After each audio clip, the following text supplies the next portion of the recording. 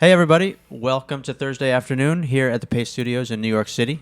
We are here with a very special guest, our friend Jim Lauderdale. Jim, thanks so much for coming by and playing for us today. Thank you. So you have a new record coming out tomorrow. It's called London Southern. And incredibly, if I have this right, this is your 29th solo album Yes. in about 26 years. Is I that right? think Since about 91, I think. I think so. Yes. Yeah, you're hitting at a good rate. Is the point of the.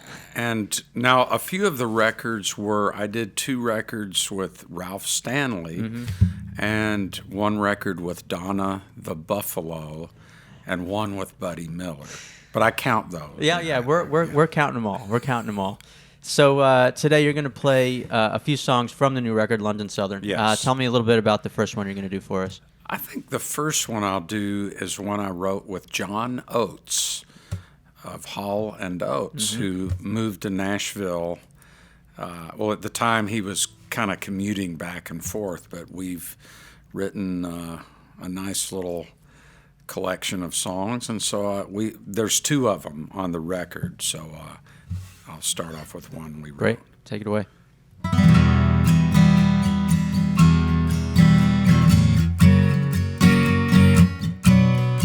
If I can't resist,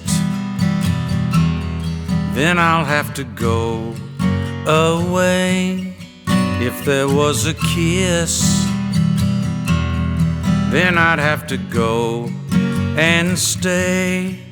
Besame, Besame, kiss me again. My world is in your hands. Amore, Amore, let me light the flame of love that never ends. If I can't resist, then I'll have to anyway. Looking at your lips, hoping that they're gonna say, Amore, Amore, kiss me again. My world is in your hands. Besame, Besame, let me light the flame of love that never ends.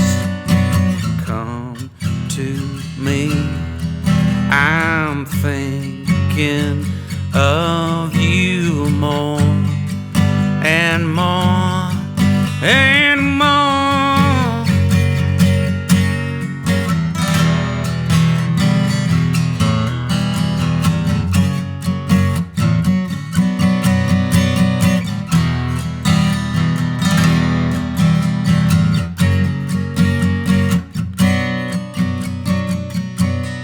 If I can't resist,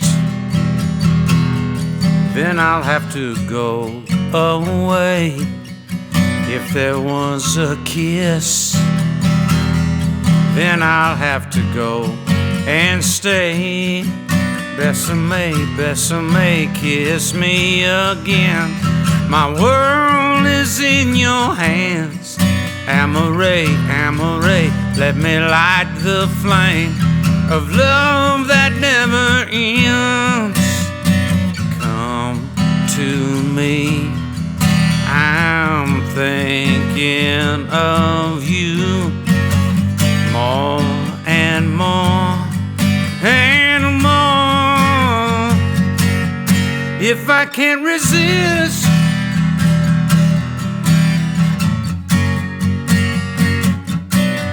if I can't resist,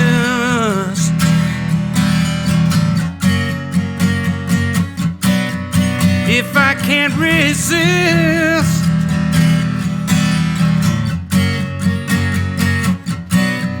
if I can't resist.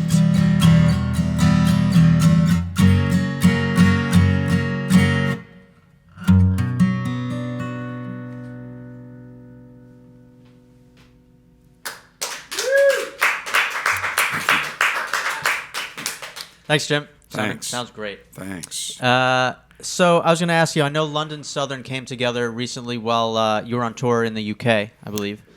Yeah, go ahead. No, I started it actually a few years back, and did it over 2 different sessions. Did it once, I think, in January, then came back about a month later and finished it. And I used the band of Nick Lowe and his co-producers, Bobby Irwin and Neil Brockbank, produced it for me. And sadly, they've both passed away since we finished the record. And they were great guys. And I'm very lucky I got to work with them. And so this was the first time I'd recorded in London. I see. So what I was wondering is, there's that sort of, the quote unquote, that special relationship, between England and America, or the United Kingdom.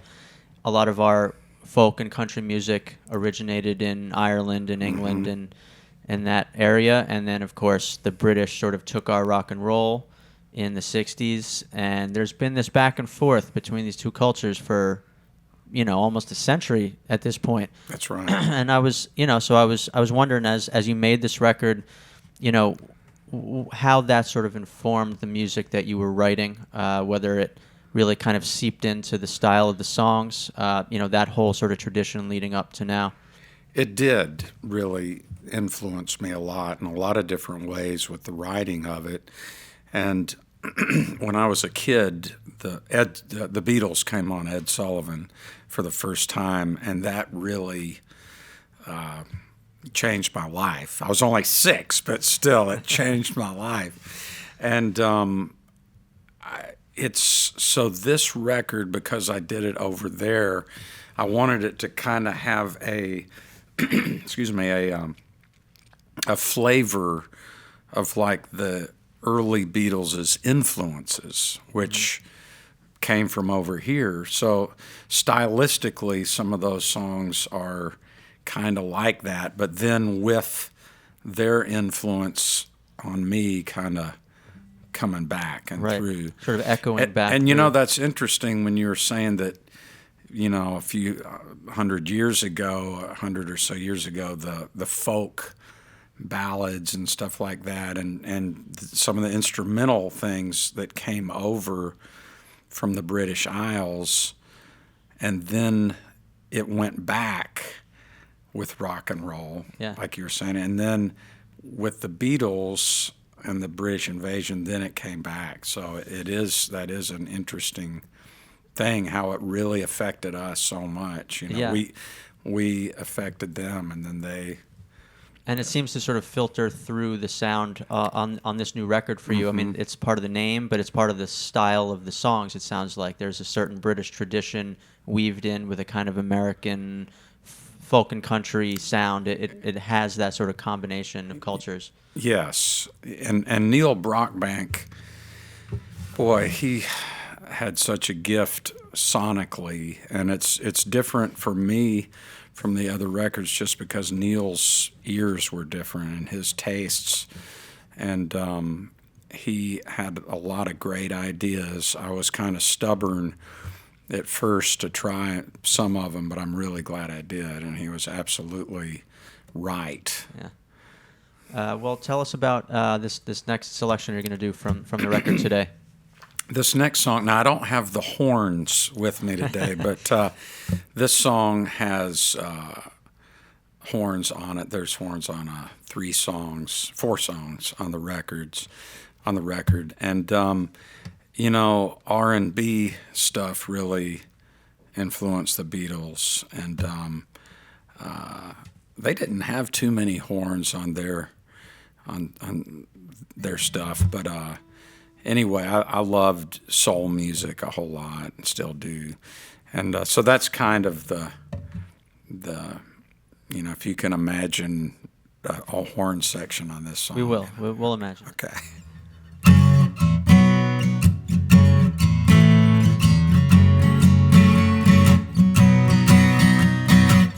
I was down, not so strong.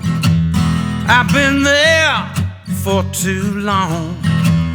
Then you came, walked on by. There you were, right on time.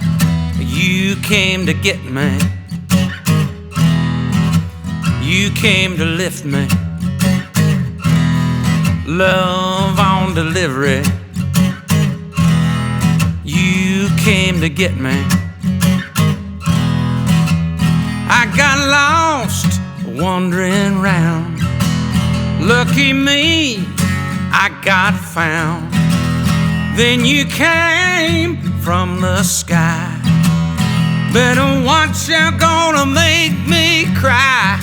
You came to get me. You came to lift me.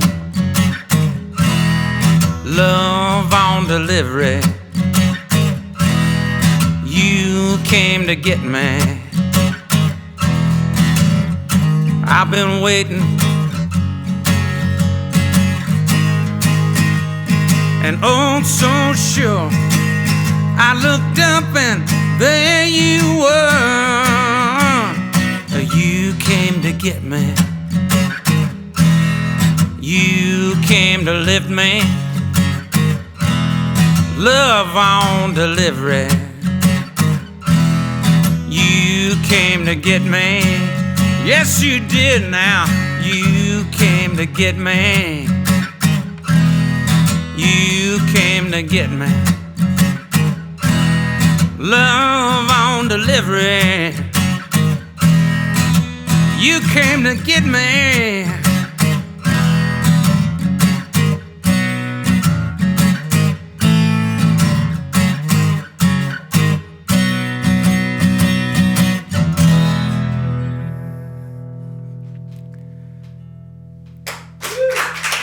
Thank you. Thanks. Thanks, Jim. So we were talking about, you're a frequent collaborator. You've collaborated with, Ralph Stanley, Robert Hunter, Hot Tuna, Rodney Crowell. You've written songs for just about everybody in Nashville, probably in Memphis too. And you record a hell of a lot. And I wonder how do you find your way into all the projects that you do? How much, is there a lot of sort of advanced thought, or you just sort of find yourself in London with great musicians and you say, let's record an album? How do you do it? Well, I had, for this record, I went to see Nick Lowe when he was on tour with Wilco at the Ryman Auditorium in Nashville, and said hi to him afterwards. And we had toured together. I got to open up shows for him and tour back in 94 and 95, and we wrote a song together and I recorded it. And so we've seen each other through the years. I just love Nick Lowe. He's one of my all-time favorites, and knew the guys in the band. And so I spoke to Neil, and we had breakfast the next day, and I just kind of broached the idea about it. And so that's that kind of, then I guess it was 2 months later or something like that, we went in. And so sometimes there's a turnaround. I did a few records now with the North Mississippi All-Stars, mm-hmm. and that was one of them was planned out about 4 months in advance. At least the session time was booked. And then for the last record we did together called Soul Searching, I ran into Luther Dickinson in a park in Nashville, and he had just moved to Nashville, and that was on a Sunday. And I had some time booked on a Tuesday, and so we just started talking. I was going to do a country record, but I thought, well, I'm not really sure what I'm going to do. So maybe I should do some of these other songs I've been working on, get Luther and Cody in, and then we got Dominic Davis on bass and Ian Fitchuk on keyboards. And then Luther said, when we were working on that record, he said, hey, that stuff we started in Mississippi a few years back, you need to finish that, and we need to go to Royal Studios in Memphis. So we did. And so it became a double CD. But sometimes things are planned out. Like with Ralph Stanley, they were planned out a few weeks in advance, just to make sure he I wanted to record those near where he lived in Virginia. Yeah. So because he was on the road so much that I wanted him to be able to sleep in his own bed and come down. So, But in general, I think most people would consider a few weeks not a long incubation period. You kind of follow your muse to where the next project is and move on from there. Sounds like. yes, yeah. It and I usually, songs are kind of coming to me just throughout as the weeks go by. But then when I have that studio time booked, then it's really, whether it's last minute or in the studio or what, it's kind of, as Luther said that his dad, Jim Dickinson, said, because we were in there one time, and I was kind of felt sheepish about not having everything all planned out, and I said, and he said, well, it's like my dad always said, necessity is the mother of invention, so it has worked okay. Yeah, sounds like it. So tell us a little bit about the last song you're going to do for us today. Okay, well, this is one that I had started. When I went over to England, I didn't have all the songs together, and I had 4 dates booked that I was planning to write in the evenings after the shows. I like to write after shows. And I thought, well, I'll come up with everything, by the time. So the first night, I was in Glasgow, Scotland, at a club called Oran Moor. And I asked the manager if I could stay in the dressing room and write afterwards. And he said, well, we're kind of cleaning up. Now you could go upstairs and there's a room off the bar. And I talked to that'd be fine. So I went, and it was really,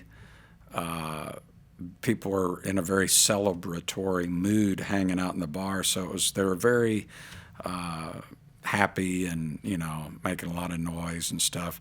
But this, oddly enough, this song came out, the rest of it, this thing I started. So Great.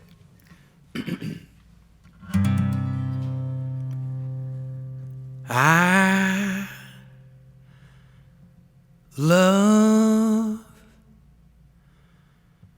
you more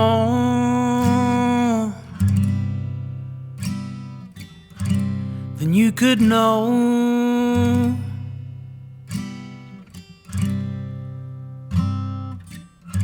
I love you more than I can show. I'm overwhelmed, but I can't tell. I love you more than I let on. It's just a dream that gets me by. It's just a thing that I hold high. It just might be my hopes aren't wrong. I love you more than I let on. There's really nothing left to lose. You won't ever have to choose. So I'll just keep on keeping. How I feel will stay my secret. Mm. Mm. Mm-hmm.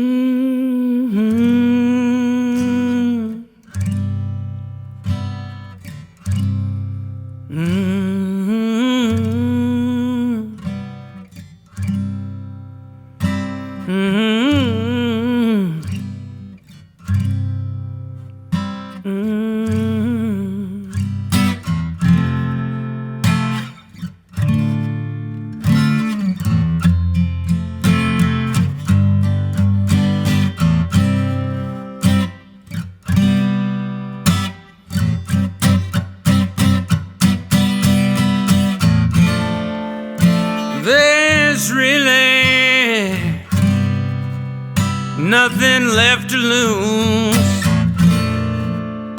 You won't ever have to choose. So I'll just keep on keeping. How I feel will stay my secret. I love you more than you could know. I love you more than I can show. I'm overwhelmed, but you can't tell. I love you more than you could know. I love you more than I let on. I love you more.